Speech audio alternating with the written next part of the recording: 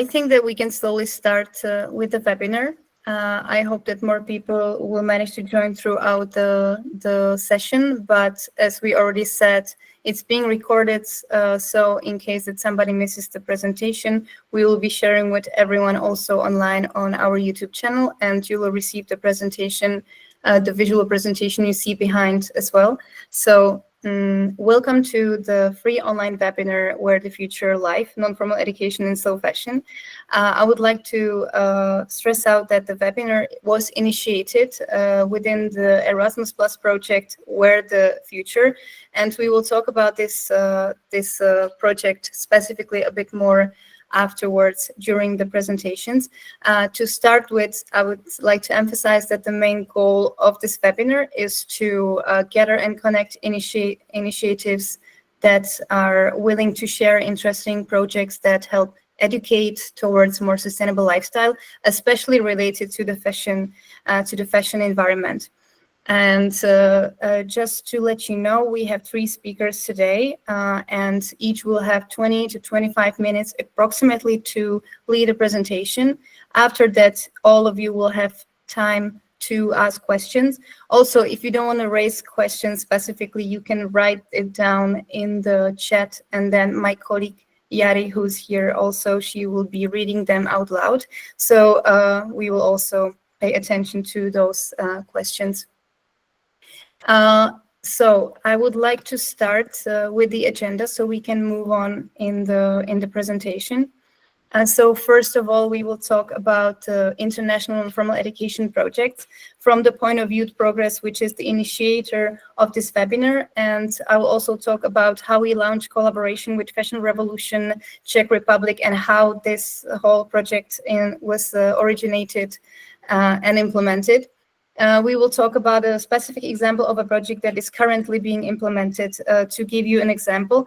And after that, we have a special guest, Kristina Holubova, who is a change maker and co-founder of Swap Prague. And she's organizing interesting events to forge the community and change consumer habits. So I'm very happy to also welcome Kristina to the webinar. And last presentation will go to Pedro Andia, who is from Witral, which is a sustainable fashion brand from Chile, and he will show how he's using sustainable fashion as a tool to community development. And we read the registrations, and many of you wrote that you're coming here especially to see some practical examples and tools to start maybe your own local projects, international projects. You're looking for some practical tools and guidance to start with education and community projects and events. So I hope that we will fill this expectation. We try to make the presentation as practical as possible for you. So I would like to start with the very first presentation.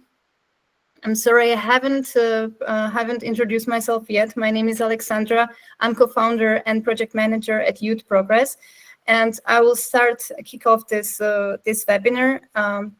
Youth Progress is a youth organization from the Czech Republic, and we are based in non-formal education and international cooperation.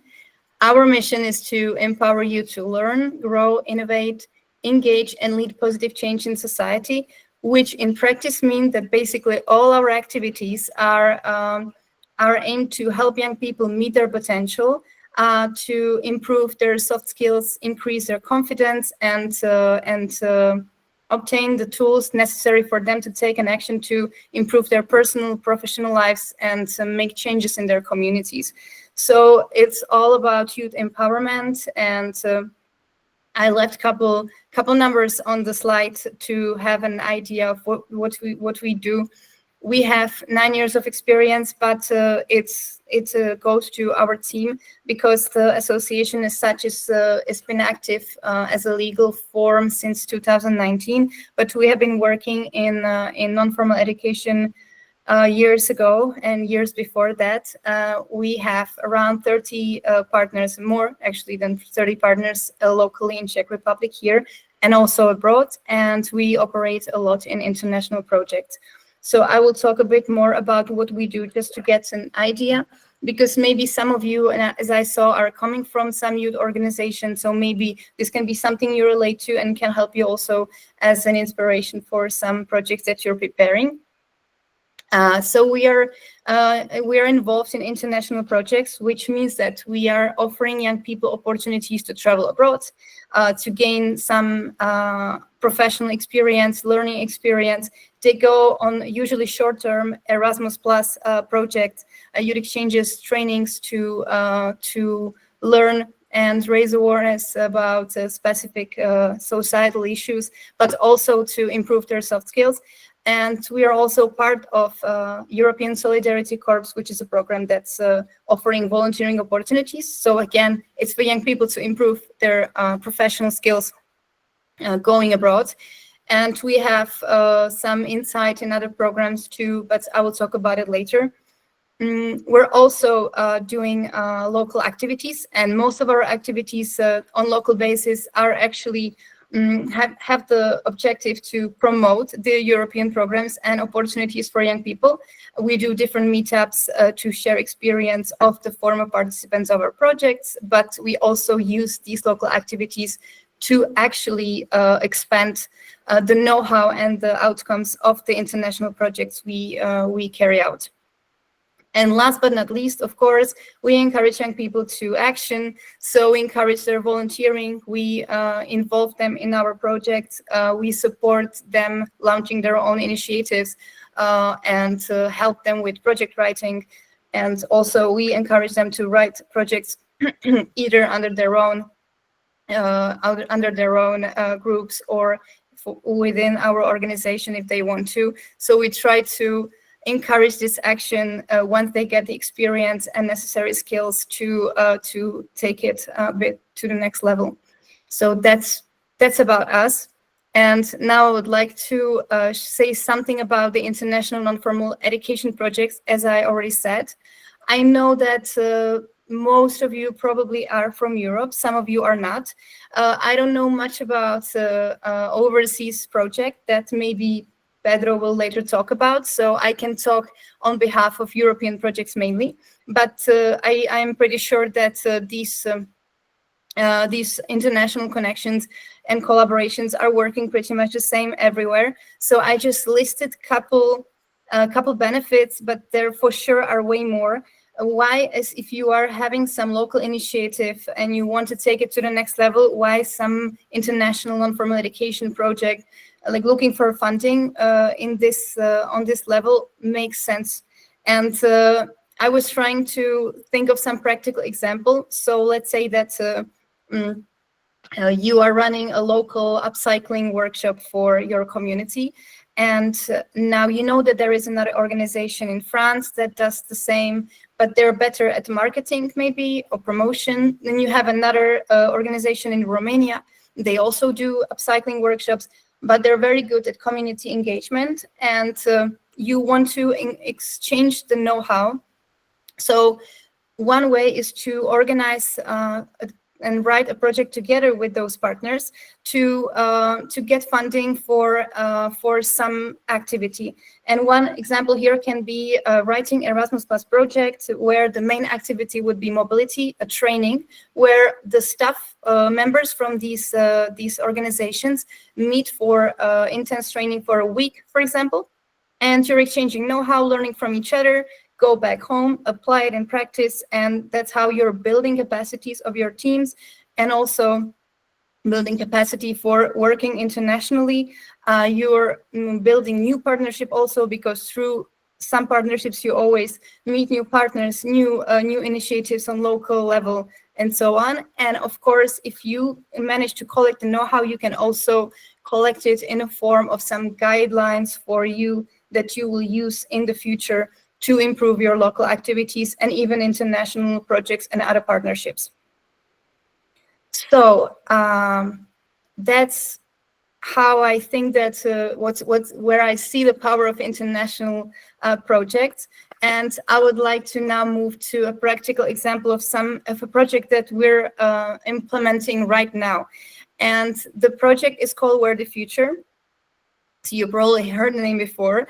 And it's the Erasmus Plus mobility project.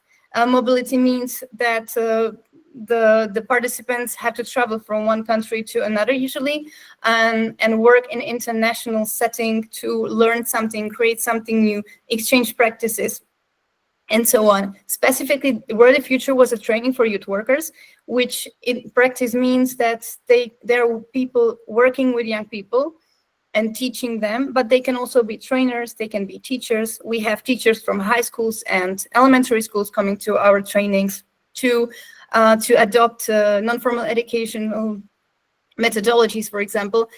We have people coming from companies that, for example, want to improve something, let's say adopt and expand sustainable practices among their colleagues in their company. So it's very diverse.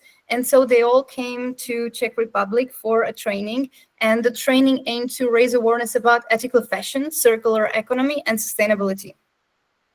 Now, the aim was also to equip the participants with the knowledge, skills, and tools to address challenges in the European fashion and textile industry. And I would like to stress out that I think the main expertise of Youth Progress, our organization, is not definitely not fashion. I think that the most experience we have is in project management and project writing. We're very good at using non-formal methodology to help to get the best potential possible from a group, to get the people collaborate and obtain the best possible results from learning. And so we were thinking, and we have actually colleagues that have background in environmental studies. So that's why we have also been developing some sustainable related projects before, but fashion was something very specific. And we talked to our team. We thought that it would be really nice if we got the know-how and were able to actually carry out specific local events that are related to sustainable fashion, because we are passionate, I would say, enthusiasts, but we didn't really have the expertise and the background. And this is why we decided to contact and address our former friends and partners from a previous project, Fashion Revolution Czech Republic, and we asked them if they would like to join and help us to be, let's say, the guarantee that the outcomes and the program, the design of the program and the content of the project is of the highest expertise, the high quality, and of course that the information is relevant. So, and they said yes. So this is how the collaboration started. So we created the project, and they were helping us to deliver all the necessary outcomes when it comes to programs. So they were basically designing the program related to the fashion parts. And so this is how we were getting the know-how ourselves as a team, but also enabling other partners that normally probably would not work with Fashion Revolution because they don't, they don't have the previous connection to get the message to those partners. So it was really nice, and I'm very happy for this mutual exchange because we could connect this partner with other partners of ours. Now I know that some of them are talking about some further collaborations. We also managed to get to some new interesting contacts and partners that we definitely plan to contact for our future activities, and so on. So I would just briefly talk about what we did at the training. So there were 30 participants from 6 countries at the training, from Austria, Czech Republic, Italy, Latvia, Portugal, and Serbia. The activities are listed.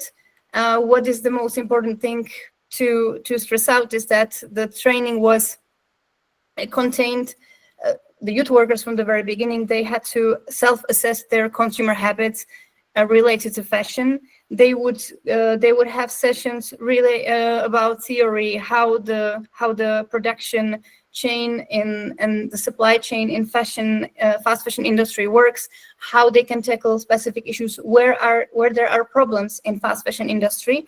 And then after, they had very practical and also manual workshops in collaboration with Tomáš Baťa University. So it was super nice because we could integrate the project with an ongoing event That's happening annually, and that's Fashion Revolution Week. And Fashion Revolution Week is an international global event, really huge, that's commemorating the tragedy of Rana Plaza from 2013, where the fashion factory fell and collapsed on the workers and killed around 1,100 garment workers.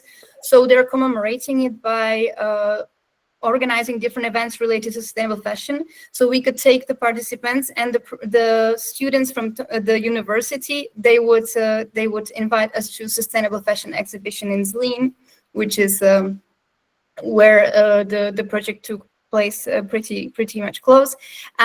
They organized for them workshops of different manual work. So they tried to do screen printing. They were working on sew machine. They tried digital embroidery. And then in the upcoming days, they also had some upcycling workshops. So they were supposed to bring their old garments from home, and they were trying to do and learn how to do manual embroidery. So they had a very nice also manual inside, and they tried to work with the fabrics and the textiles to create some more connection to sustainable fashion practices. And at the very end, they were developing their own circular business ideas and plans. And I'm very curious about whether some of that will ever take off, because some of the projects were super nice. So that's pretty much about how the training went. We can go to the next slide. I just get a couple impact and outcomes. Of course, increased know-how and capacity of youth workers who took place directly in the training is one of the outcomes. Another one, of course, is ours also as a team, because we have a know-how, and I'll get to, because we also had a methodology developed that we are now also using and going to use in some other activities. Another thing is follow-up activities in local communities. So the participants of the project, they went back to their countries, and currently they're carrying out different offline activities, also online webinars and other events.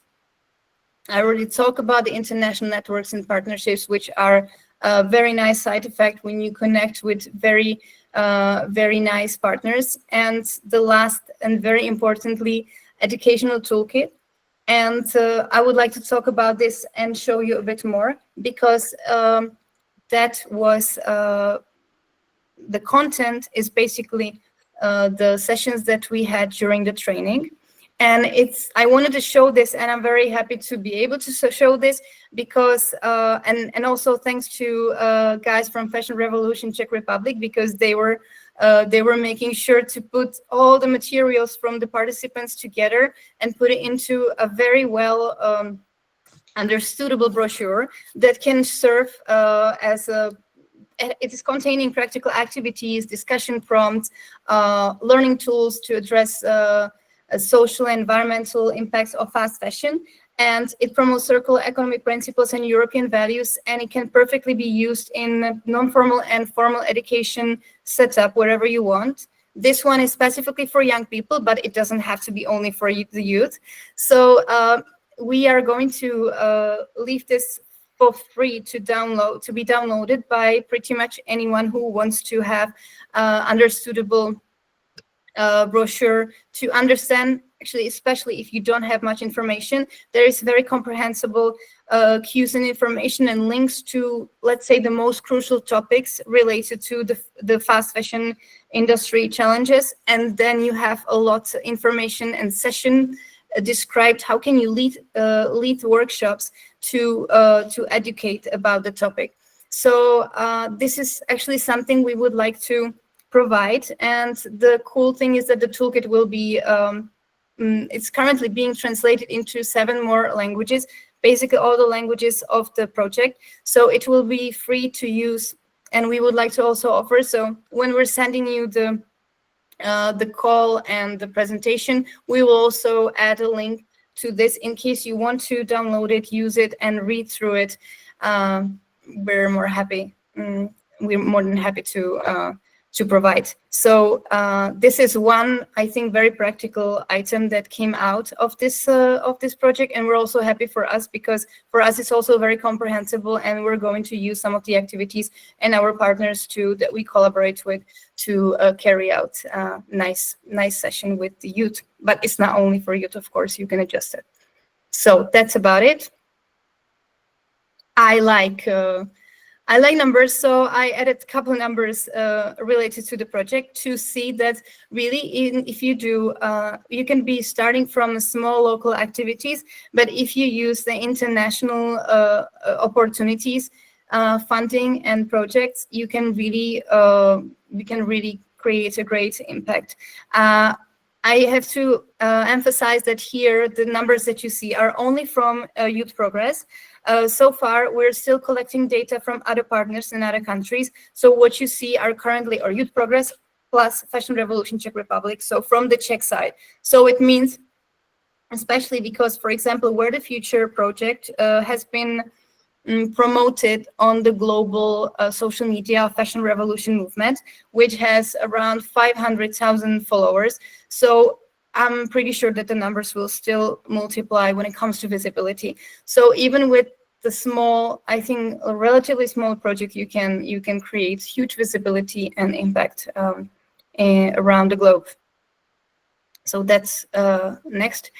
And to very last thing to say, I know that some of you are writing that you would like to maybe initiate your own project.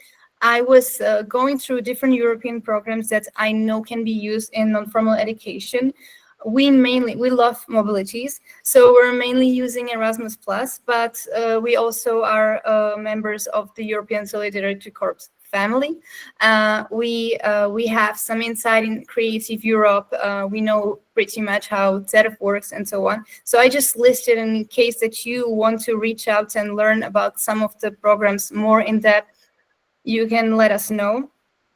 And I just listed a couple hints or a couple tips of how to initiate your own project if you have a local initiative and you would like to do something on your own.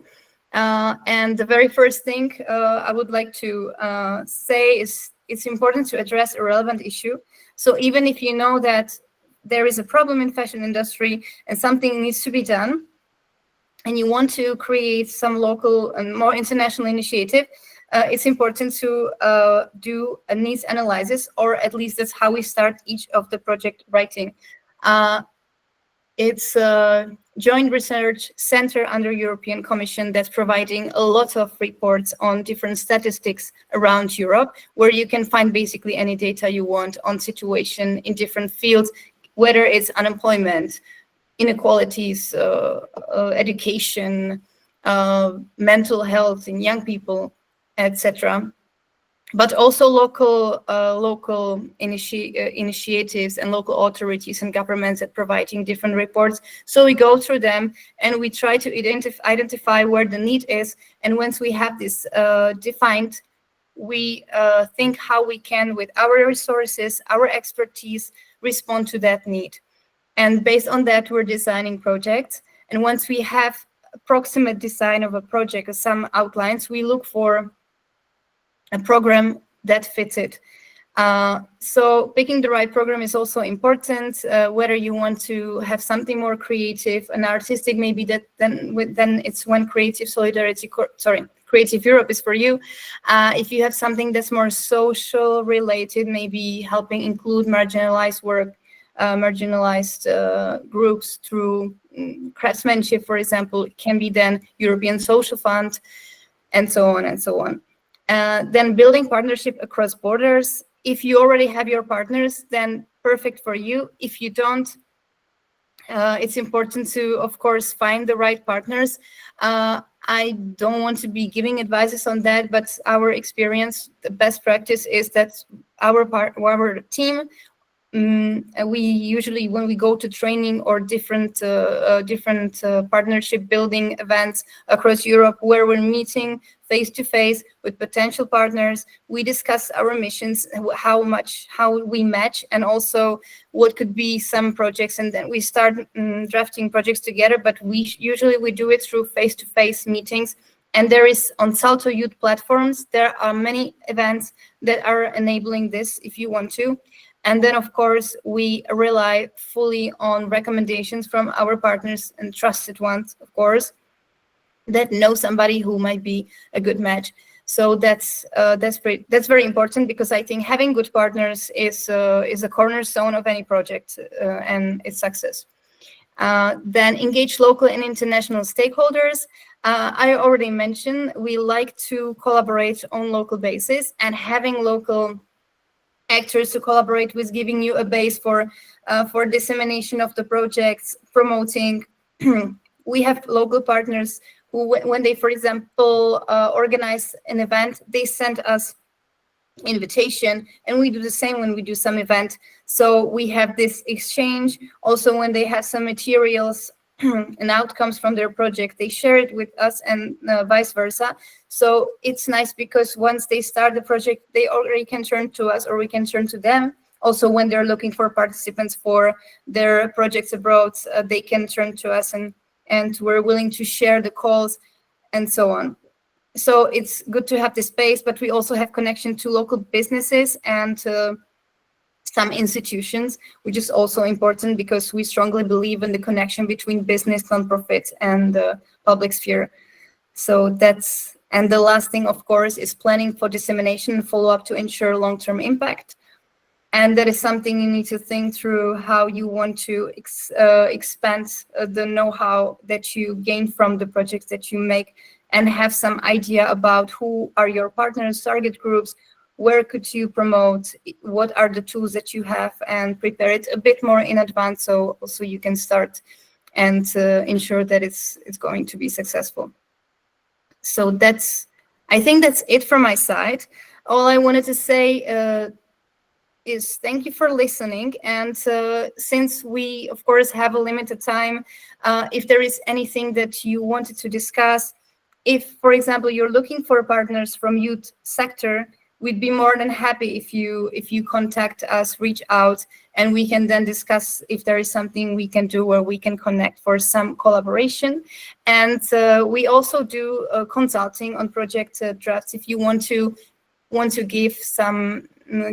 share some ideas, or looking for ideas of how you can make a local initiative in something bigger, you can also reach out. If you, for example, like the projects that we did, we'll be more than happy to give our point. And that's it. Would like if you follow us, and thank you once again for your attention. And now it's time for questions, if there are any. You can raise your hand if you have a question.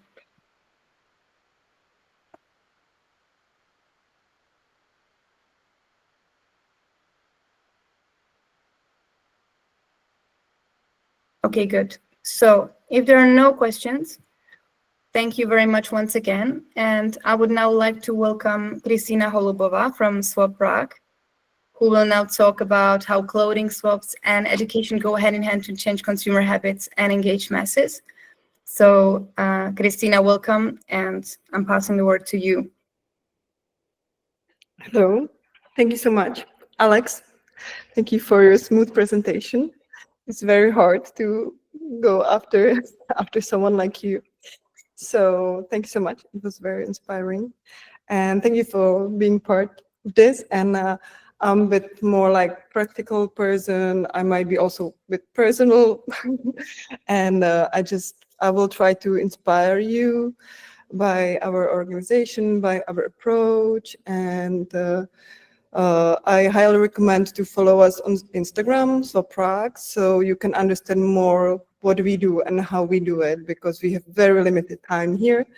And also you can write us, you can connect with us, and yeah, maybe sometimes in the future we can work together. Maybe Alex can then help to connect us and do something big. So yeah, I think I will be a bit personal and a bit punk, but I've been doing this. I don't know what to say. Like our NGO. We've been running it for so long that I'm not that punk anymore. I had to become kind of organized person So I try to inspire as much as I can. So I'm not sure, guys, if you know the word swap. Anyway, I rather very briefly introduce the principle of a swap is like we in our words is an event where you bring your stuff that you don't need anymore and you can take something. It's very easy. So when you hear me talking about swap, that's it. And it's very basic and it's very low key, and you might be surprised like what we achieved, I hope, in the end. So I will can we do next slide, please? I wanted to show you a bit from the inside also of our organization, because I think it's very important, because you can find a lot of information about what we do, but you cannot see what's inside. So I would like to share a bit from the organization, our structure. Yeah. So I think that's inspiring, and that's also part of the reason why we lasted so long, and that we went from punk to this NGO and this actually kind of like company we were starting also. But you can ask about it. So in the beginning, it was really like me and my friend, like in the middle, it's Lucia, who used to be shopaholic, and me, who was doing a bit of like, I don't know, eco stuff since childhood. And we met at this crucial time. And we were no students anymore. We were also like professionals. Yeah, that's important. Like we were not starting as students. It was not a student project. It was really like we already had some experiences, and we kind of knew which way we wanted to go. And we met at the right time. And now we are this small organization. And more about the structure, because I think it's very important. We have big part of the organization is volunteers that work on the swap events, like during the event on the day. Yeah, but the work we do before the events and after, it's all like professionalized now, done by us and paid. So the only volunteer work is the one on the side at the event. And then the last pillar is our partners. It can be NGOs, municipalities, companies, schools, really, you name it. So yeah, I would like to maybe just distinguish. We are not like a student project. So next, please. And what was what was the point why we started? One, me and Lucka, we once heard. It was not like we were not touched by the landfills or by the working conditions, but we were touched by something that touches us, by our own wardrobes. And we found this number, I don't know if it's correct, that we only wear 30% of our wardrobes. And that's something, you know, as girls, we like it, and we're like, what? And we're like, yeah, that's why it's like, what? Hello there? Is that really like that? And it was. My colleague Lucy, she had 30,000 items in her wardrobe when she was younger. And she was not using it. And so it's this thing that kind of like opened our way, like this story that's quite strong, that opened our way to also to press, to PR. So that was very important for us, that kept us like going, that there was also always some media interested in this story. That's something I highly recommend. I might give you some of these recommendations along the way, to have this strong story if you want to talk to the wide public. It always helps. And the more boulevard it is, the better. The more like, how you say boulevard, like, you know, there's something spicy. And but what would really got me like 9 years ago is like if there's something that really connects us as a human beings is the overproduction and underuse of the things. So that really touched me, and that's been my engine since then. My motto, the way we going. And the last important thing that we always like to remind to the public, to the companies, to the press, wherever we speak, where our NGO speaks, it's mostly me and my colleague Lucy.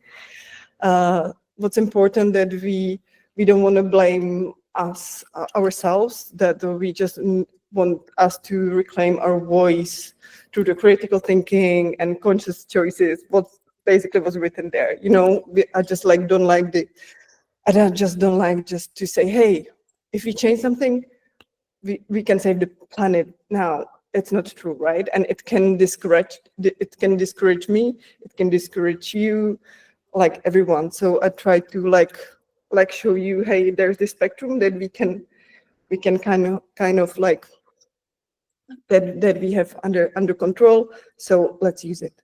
We need help from the other structures too. So that's something that I always like tell to the kids at school, to public. Like when we moderate our events, I like to repeat it. I basically repeat myself all the time.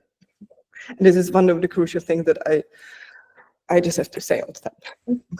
Next, please. And also, can you watch me the time? You can tell me the time. Like I forgot to watch the. Yeah, I have 10 minutes. I think I have. Yes, you have. Okay, and I wanted to show you how you start the kind of the journey roughly, and the consistency, the way we work. Really, it's something. It's the inside that you cannot see from Instagram and our website. We did the first swap and.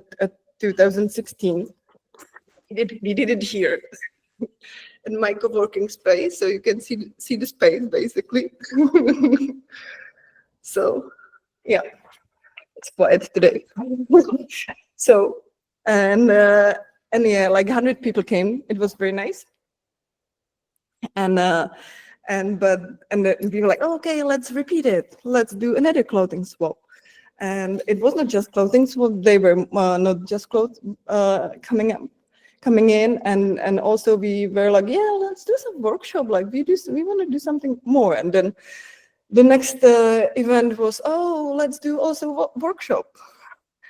And then we were like, okay, let's do workshops, talks, and lectures. And then we kind of like created this whole concept of the swap event, which is very complex. And for us, the swap is a very nice introduction to non-educated persona that's not even interested in sustainable lifestyle. But once they got to our event to get something for free, they kind of like, some of them, not everyone, but some of them, quite some of them, get interested, and somehow we show them like the masses of the genes and all these leftovers, and it was really powerful for them to see it on their own eyes. And so the years passed by, and we also created something like reuse days. Of course, you're familiar with the reuse, so it's something basically like swaps, but we kind of like developed it with the city of Prague. So now reuse days are all over the city of Prague. Some of them are produced by us, by our NGO, and some of them are produced by some local organization already. And then 9 years later, we were like, oh my God, we're not sure if we are still having fun by doing just swaps and in this way. So we decided like to connect all the people we inspired along the way, because swaps in the meantime, they kind of like exploded. Also before COVID, it was very big. And then I think now it's getting before COVID time, when they were like I don't know, tens of hundreds of swaps all over Czech Republic, and we were like, let's connect them. And I tell you in the next slide what we did with effective. No, sorry, just stay here. After the previous, thank you. So you can see, like, we like to improve what we do all the time, optimize, and evaluate all the time. We like details, and we always try to keep the visual as best as we can. When you go to our Instagram, you can see our photos that are done by professionals. The graphics from the beginning, we use professional graphic designer, illustrators that are, yeah, we pay them. It's like it always pays off. And what we achieved, and what nobody, and what the rest usually don't have, is the community. We achieved the community which is maybe more active offline than online, but we are working on the online, and that's something why we are interesting for some companies, some organizations. Like Youth Progress, we are organizing event together, and other NGOs, that we have the community. We are hired by City of Prague, because they know that we can bring to people on the edge, on a suburb of Prague, and then we do clothing swap there, reuse day there, and the people will follow us. So that's something which we slowly achieved, and we slowly build up. And also I wanted to talk a bit about the funding, but really like basic, because it's something that you experience. But we have diversified funding, which get us independence and resilience. We have state funding. We have some companies. And we have money from our events where people pay entry, because we don't like to do things for free for people, because things are not free. And also when we can, we always pay all the experts or the host or the people who does the workshops when we can. Whenever we can, we just pay them, and they're quite surprised that we pay them usually. Next slide, please. I'll be quick. So for someone, we are still these girls that are kind of like playing something, but we get the numbers to Alexandra. So over the years, 9 years, we did almost 200 swaps, lectures, workshops. Yeah.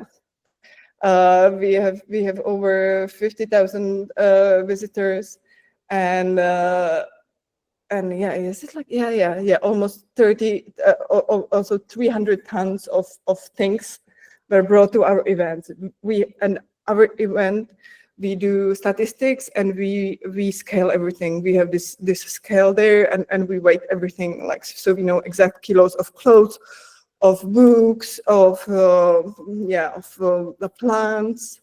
So we have quite exact numbers. So there's my colleague Lucka, and what we do at our events, we always moderate them. Me and Lucka, I always hated I hated public speaking. I was so scared, but through the years, I got into it a bit. And Lucka is the one. She's like born star. So together, we quite complement each other, and we became such moderators, like speakers. And we do little interviews during the events. We talk about the things that we want to share, because the swaps are really just like doors to this maybe change, but it's not the swaps is not the reason for me. Change is the reason, and I think you need to share and translate the theory that we know as like experts, and translate it to the wide public in some like funny, interactive way. So next slide, please. So yeah, I take this like really briefly, but yeah, this is like what we the swap transforms what we know into how we live. So that's exactly what I just said, like the theory, how we can implement it in everyday life, and people love these things. People love to try things on their own. So we have workshops for kids and for adults. We have some styling recommendations there sometimes. It depends. Every event is a bit different and on different location. And people like to also discover with us a different location. That's also like a good point. And on swaps, it's what I really like about it, that it connects people. It connects different age, different social structures. It really connects people, and you can, and swap can be, swap really reflects the organ, depends on which organizers is organizing the swap. It really reflects you, like the one who's doing it. So it can be very nice, and it can be also very trashy and messy. So it's up to you, and we try to make it as nice as possible and connect with the best partners. So next slide. And yeah, this is probably the last slide, I think. And this is the Swap Festival, which was this year, and that's when we decided like to connect all the local organizers, also outside of Prague, and we just like did this, we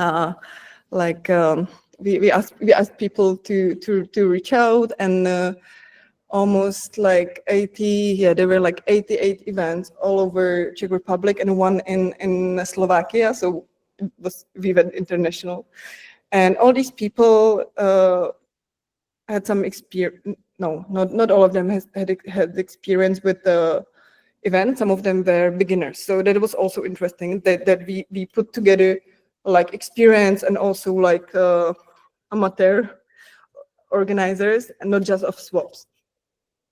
And there were different organizations that joined, like schools, really small towns, coffee places, libraries, and all these places like created their own event, and we gave them support. We gave them support of some graphic. We gave them support of PR, and we gave them a webinar. We connected with each of the participants. We did like, I think like 4 rounds, and we gave them like 1 hour, maybe 2 hours, and we gave them the basic instruction how to run a successful event. Swap, basically, with some education. We always encourage people to do not just swaps, but also like with some extra education, like really like talk, workshop, movie. Sorry. So I was thinking, maybe guys, if you want to, next year, it's coming very quickly, you will see.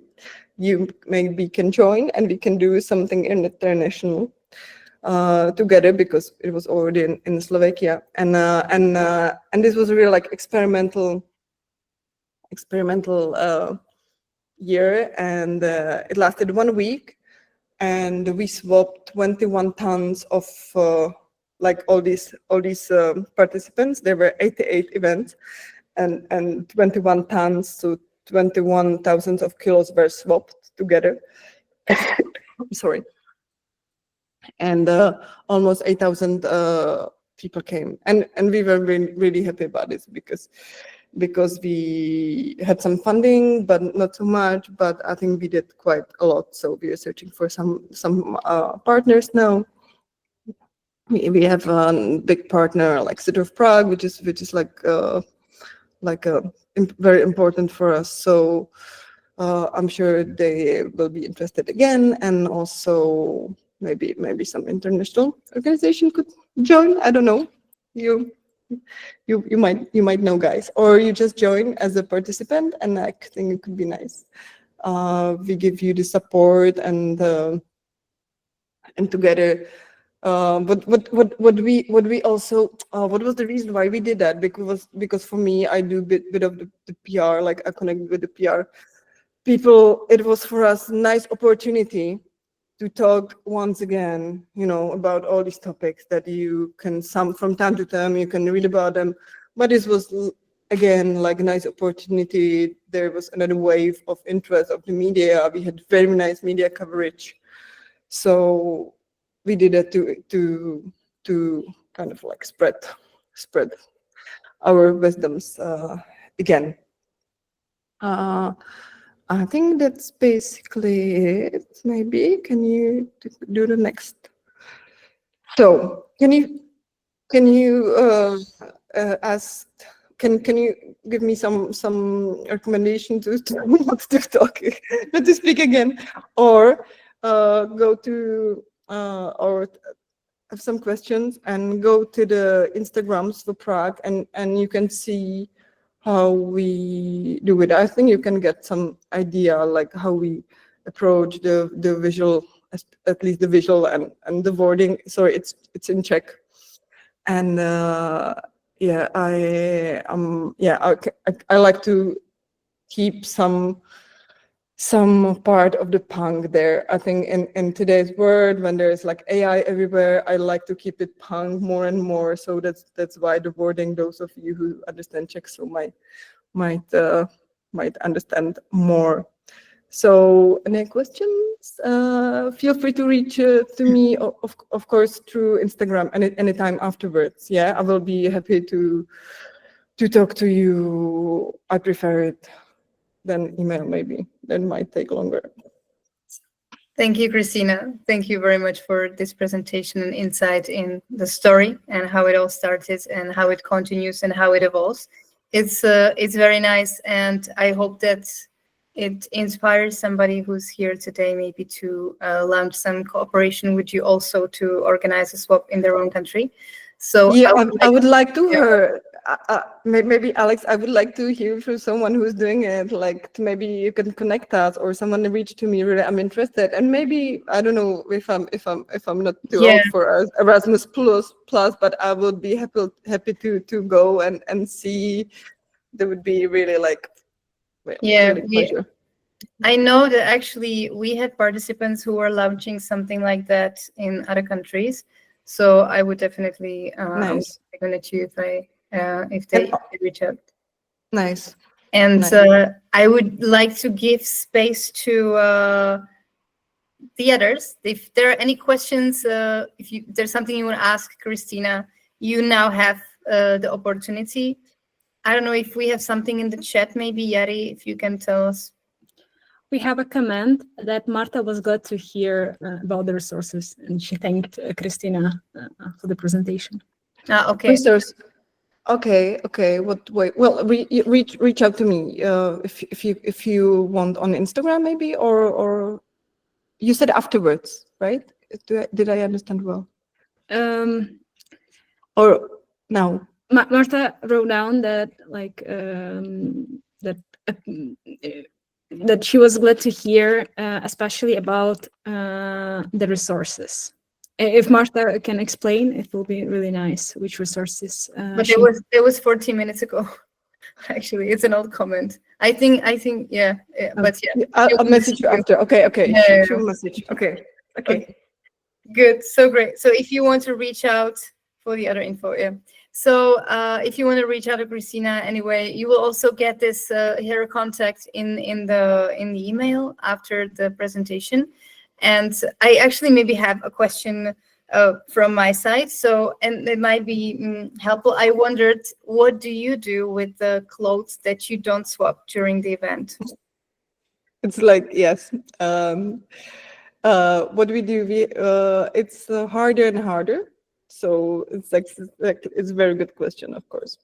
We used to have this partner that ran these textile containers, but with the situation changing here in Czech, they said we can't work with you anymore.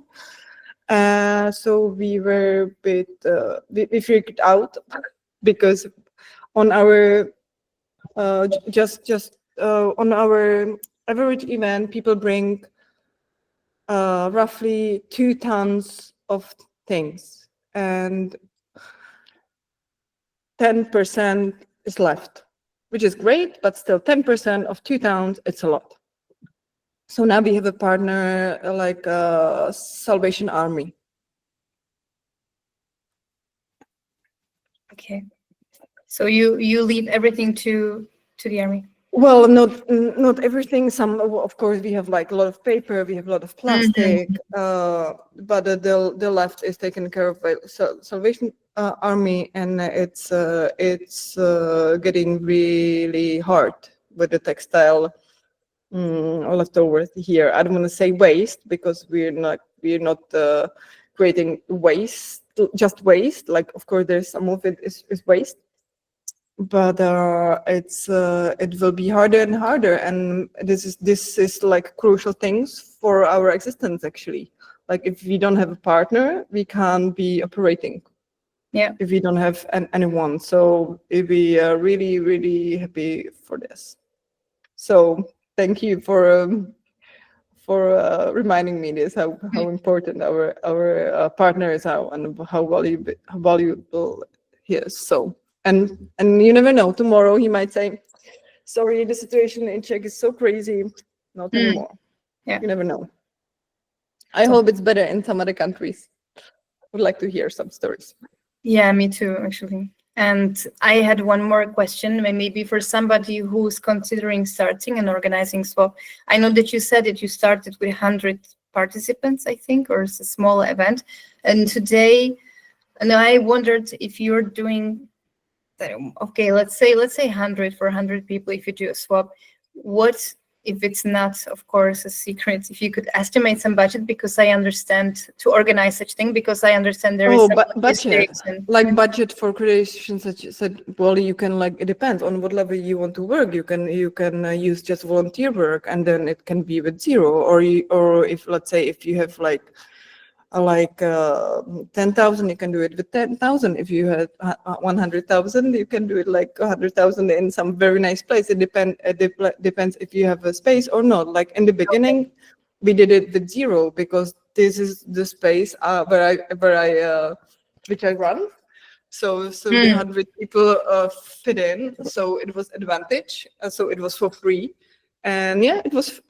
We had like. Like we did it with zero money in the beginning, with no funding, nothing. We just like asked people for some donation and did some entry, like, I don't know, it was volunteer, like 50 crowns, or maybe we got, I don't know, 3,000, I don't know. So it was with zero. Yeah. Perfect. Okay. So that's good to know that you can actually. But at the time, if you want me to be transparent, but now it's like, I don't know, it's not 10,000. It's much more, because it's our month work of like 3 people, month work plus rent. So it's, I don't know, it's from somewhere between 50 up to 100,000. Yeah. So it depends on the funding. Depends on the rent. We used to do this location that they're very expensive, but we had some nice funding, so it was possible. But then it wasn't there anymore, so we had to get more creative. But we still have very nice locations. Understood. It was just to get to the range, like, idea. So yeah, we went from 0 to up to, I don't know, 80,000. Yeah. Good. That is around. Oh, have you noticed? Okay, there is a question from Marta, so I will read. Have you noticed any massive shift in how young people in Prague approach fashion since Swap Prague began? Very good question. Yeah. I don't know. I've been working more with young people, like recently, like past few years, maybe 4 years. So not in the beginning. I know the discussion is much more fun, much more about sustainability these days. I think I think they understand more. And when I go to school now during this project, circular schools, and when we talk to the students there, it's usually like half and half. Half is really like going for like these trends, and half is maybe already like starting going to do vintage shops, and they're maybe more creative. But there's like the other half which wears just the white sneakers and the new caps, and they need the logo, they want the merch. And so I don't know, but I don't know how it was like 9 years ago. But now I think it's very like split. Yeah. So I know both, and I try to look outside of my bubble. So I think that's believe when we go to this school. So sometimes it's half, and or maybe I'm too optimistic. Yeah. So that's about it. There is no more questions. So if there is anything else anyone would like to ask, you have one last attempt.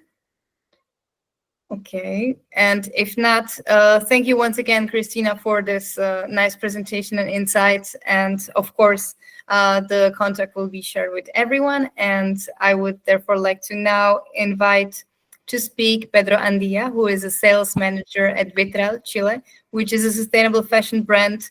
And Pedro will tell you about how his brand actually is helping to community development in rural areas in Chile. And you also talk about some funding options to launch a sustainable fashion brand. So looking forward, and I would ask Pedro. Welcome. Hello, everyone. Thanks to the team of Youth Progress for this event.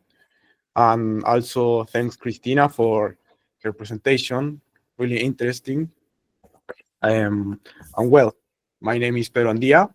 I am the sales manager at Witral. We work in southern Chile, and I want to show you how public investment, fair trade practice, and artisan skills can create real opportunities in one of Chile's poorest provinces. Next slide, please.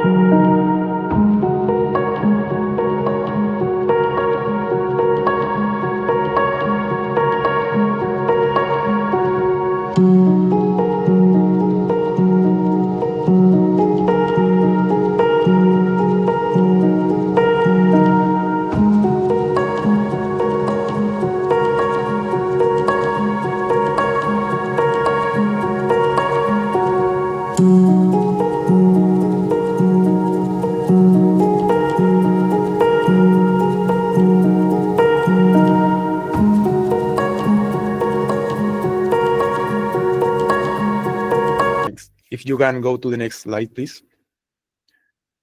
Well, to give you a little of context about that video, that video was made with the help of Marca Chile, an initiative that seeks to promote Chile image internationally. And well, yeah, I think that video shows really what is the core of Witral. Whereas we are a small company, but we have a big idea. We think that earning money must have a positive social impact on the community.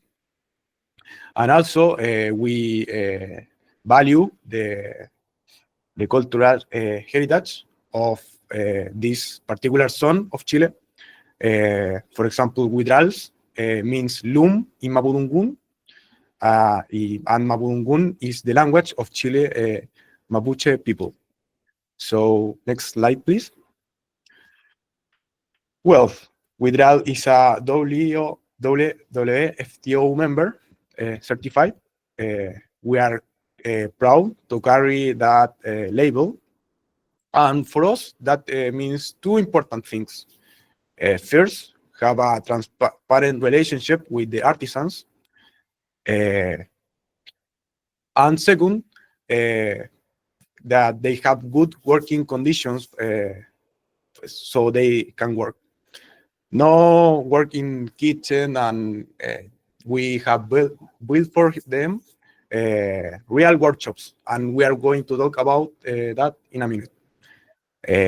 As you can see in this image, we dye and spin the wool by hand in an artisan and ecological process, just as the native people did.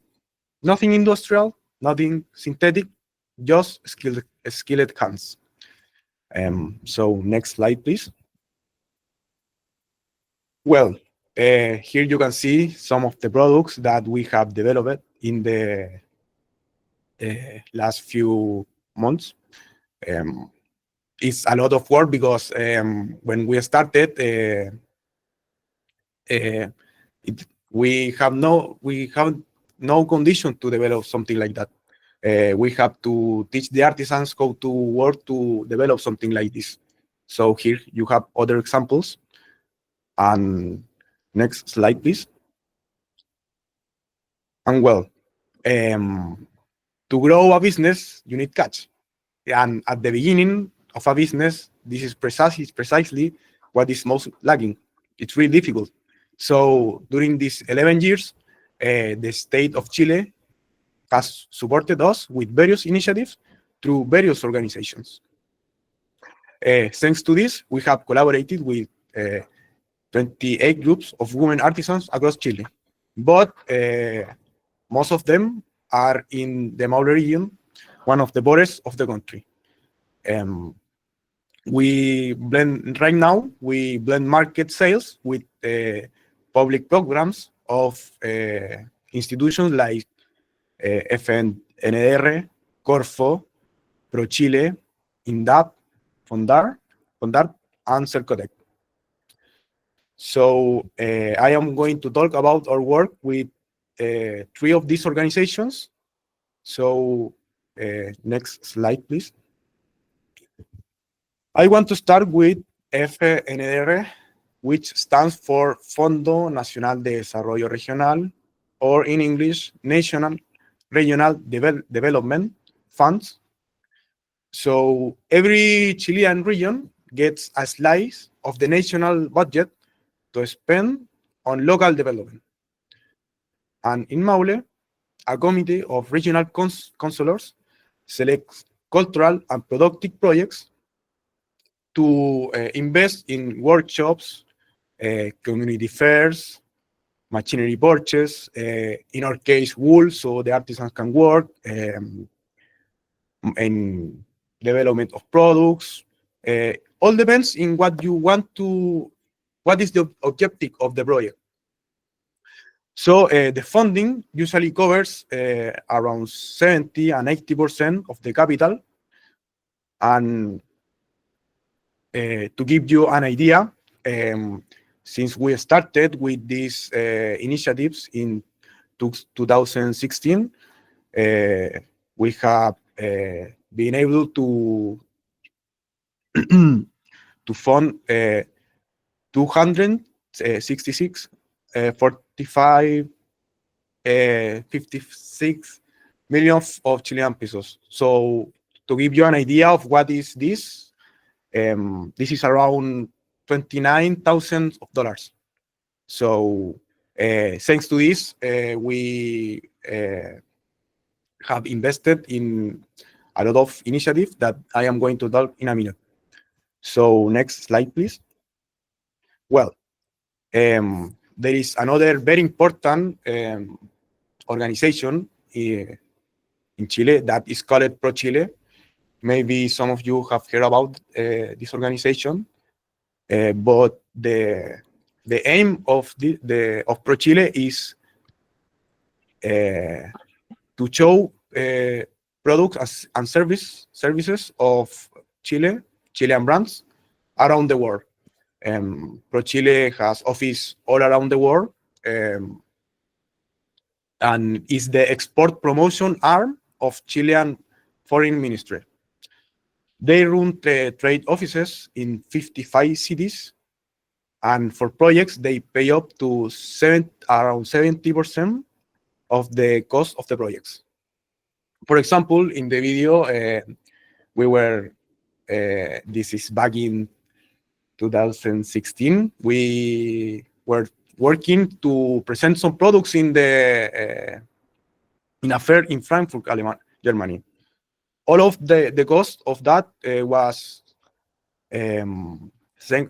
covered by Pro Chile, and also I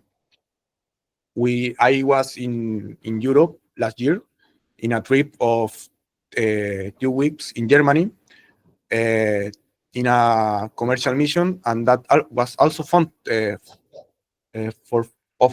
was also founded thanks to Pro Chile. So for the future, we want to work with in the European market, and for us and the future of the company, this is a really important organization. And last but not least, next slide, please. I want to talk about INDAP. INDAP is Chile Rural Development Agency under the Ministry of Agriculture. Its mission is simple: raise rural incomes for artisans. In our case, artisans. INDAP offers productive alliances. That this is multi-year agreements where the agency funds assets like looms, dye rooms, wool, and also workshops. Right now, we have 24 private space where artisans can work with dignity, focus, and professionalism. These investments total around, let's say in dollars, $79,000. But thanks to this, we are able to develop products like I showed you in the slide, in the previous slides. We weren't able to do that in 6 years ago. So we are really happy to what we have done, and as with these 3 organizations, I want to show you that for to work with rural communities, to have a social impact, especially in the beginning, you have to work with this kind of funds, with state organizations like Social Youth, with the funds that they talked about, like Erasmus Plus. It's really important, and if you can develop a project and that it's interesting and have a really profound impact in the community, it's highly and it's likely that you can win it. And if you don't want the project, it's an experience that helps you in the next project. Next slide. So yes, next slide. So thanks you all for listening. We have shown you how public money plus fair trade markets equals real change. And our goal as company participate in this activity is to team up with partners in Europe. So if you sound interesting in what I just talked and you want to know more about funding with state-owned projects, we can book a meeting and work together. Here is my email, and here is the web of Witral, so you can see all the beautiful products that we develop. And in Instagram, we have a lot of content about the work with the artisans, so I recommend you to check that. And well, thanks you for listening. I am more than happy to answer your questions and doubts. Thank you, Pedro, very much. It was very nice to learn about how you work with the artisans, and also the funding part was very important for those who consider starting something similar even in Europe. And I want to ask now if there are any questions from the guest, if you want to raise and ask something, Pedro. Yeah, there is from a guy. I don't want to mess up your name, sorry, but the question is, are there any mechanism to connect local artisans with fashion brands and designers? That's a nice question. Actually, can you hear me? Mm-hmm. Yeah, we do. It's Guy, actually, Guy Babineau. And yeah, Guy, sorry. Yeah, that's okay. That's okay. I'm in Canada, and I'm a fashion educator. And one of the things that is of interest to my students and also to emerging independent fashion brands is here in Canada, anyhow, is how designers and brands can collaborate and work with artisans in places like Chile to employ them in a fair trade manner. And I was wondering if you have done any work to help connect some of your artisans with people in the fashion industry. Yes, we are working right now in a project with Chile and Cercotec. And the objective for that is to connect with designers of markets that are interesting for us, for example, Europe, but also Canada is really interesting for us, and also it's more close. So, and Canada has a free trade agreement with Chile, so yes, really interesting. But to finish your question, yes, we are working on a project that is going to finance to people to come to Chile, and they don't have to worry to where to source. Yes, where to they will have a place to live during the internship. All the basic costs also are the idea is they don't have to worry about anything. Just they just have to come here to work on the project. But this is in the early stage, so we were thinking about the European market, but it's a great opportunity to meet you here. So maybe we can discuss. Just so you know, I mentioned this because I was recently at a conference where I ran into somebody who's created an app, which is, I think, really smart, which will help fashion brands in the West and anywhere in the world source textile artisans in India. So wherever you are in the world, you can actually, and you know, for a lot of independent designers and independent fashion brands, they want a mechanism that will allow them to easily source people that they could purchase services or products from that are artisanal, and that's why I mentioned it. What is the name of that app? The app, it's just in the beta testing phase. It's Raga Weaves, Weaves. Raga Weaves is the name of the company. And they're just transitioning to an app right now. That's why they were at this conference. But it sounds like something that could be really useful. I'm thinking from the point of view of, like, I teach fashion design students, and they're always wondering about how do I, you know, as an independent designer, how do I source stuff? Because, you know, to make it easier for them would make it more sustainable for everybody. So that's why I mentioned it. Yeah, sure. No, nice, nice information. I going to check that up, that project. It's really interesting. Okay, great. Okay, thank you, Guy, and thank you for the question and also for your contribution. I want to ask if there is a question from anyone else. Anyone else wants to ask something? Okay, maybe I just have one question. That's Pedro. You said that you so far, in which countries you now have partners? It's Germany only, or you have more? Yeah, right now in the Germany. Yeah, Only Germany. yeah, because we the in the only about 4 years ago we are starting to really grow ourselves for in our different channels. You know, all the fund was by all the income of the company was to projects like this. So despite the fact that we are a company with 11 years of experience, the selling products is not our expertise.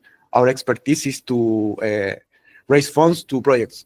So that is the reason, because we are only experienced in the German market.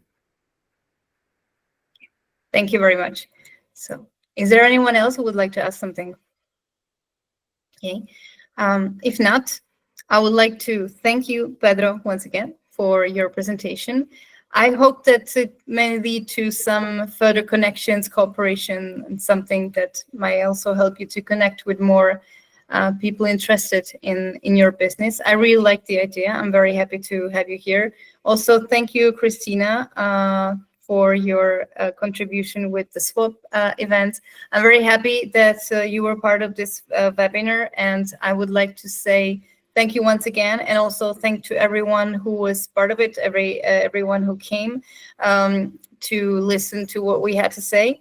And we hope that it will be useful. Again, as I said, we will send you the recording to your emails. We will send you the presentation that you just saw, and you will also get the toolkit, and you will have, of course, the contact. So anytime after you want to reach out, feel free, we're here.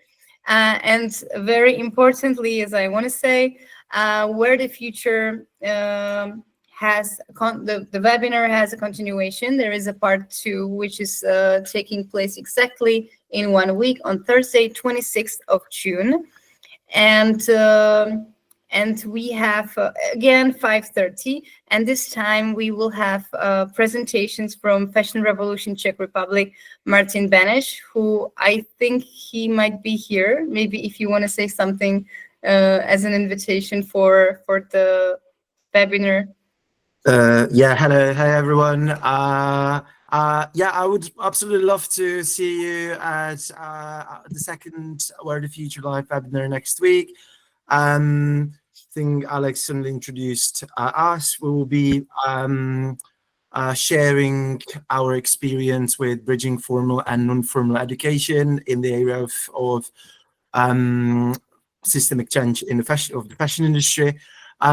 We also invited our office from Brazil, Fashion Revolution Brazil. They'll be talking about decolonizing fashion curriculum and their decolonial fashion school project. And then we have 2 more Europe-based NGOs. One of them is Zelena Akcija, Croatia, which is Friends, which is the branch of Friends of Earth, Croatia, in Croatia. I think they will introduce their local non-formal education projects. And then the last speaker is a Czech NGO, Nazemi. They're also official country representatives for Clean Clones campaign. So next week will be more about sort of bigger international NGOs and their work. Would be great to see you there. And yeah, thank you everyone for, I know I'm passing word back to you, Alex. Yeah, thank you everyone who attended today. Can't wait to see you next week. Thank you, Martin. Thank you for this entrance and the invitation. So happy to see you next week, and we will definitely send you also a link of invitation to come and join the next webinar next week. As Martin already said, you will see Fashion Revolution, Czech Republic, Brazil, and then Nazemi and Zelena Akcija from Croatia. So it will be also, again, very international. So this is all I would like to conclude this webinar. Once again, thank you very much for joining, and we hope to see you next week also. And if not, we hope to for you to reach out to us anytime in the future, and maybe for some further interesting and impactful projects and cooperation. Thank you very much, and have a nice evening.